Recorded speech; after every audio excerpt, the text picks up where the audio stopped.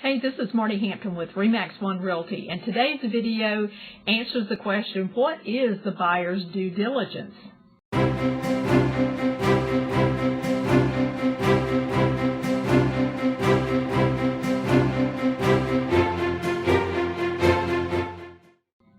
You know, if you haven't sold a home recently, you may not be familiar with the buyer's due diligence clause. This is the period of time after you go under contract that the buyer has to inspect and really consider whether they want to go forward with the purchase of your home. There's some very interesting things about this clause, and I want to go over them with you. But here's what you need to know about this due diligence period that the buyer will absolutely take when purchasing your home. The real estate contract, you have the due diligence and then you have the earnest money. The due diligence money is always a smaller amount, or usually a much smaller amount than the earnest money. And the buyer can walk away from the due diligence for any reason whatsoever, or no reason. It's a time of total jeopardy, and the only thing that they would lose is that very small amount of due diligence money that they've given you.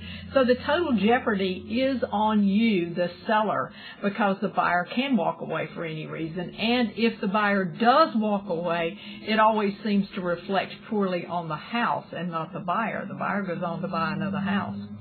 So buyers often use the due diligence period of time as a second negotiation to get more concession from the seller. This is the reason I'm a firm believer that in a seller's market you should have your choice of buyers as opposed to take the first buyer that shows up, because many times a buyer will snap up a house and know that they have the due diligence period of time with which they can further negotiate. So I'm a seller's agent, folks. This is what I do. I employ buyer specialists to work with our buyer pool, but basically my focus has always been to help sellers maximize their profit when they're selling their biggest asset, their home.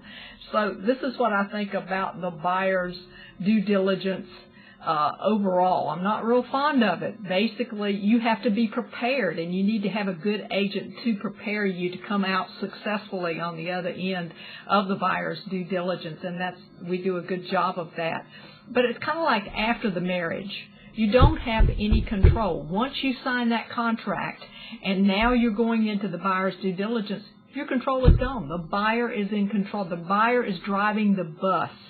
And sometimes it's painful if you haven't had the right information that you need to have, that you need to be prepared before you go into that buyer's due diligence period. So if you'd like for us to prepare you, we know how to do it. We look forward to hearing from you. If you're selling a home now, give us a call.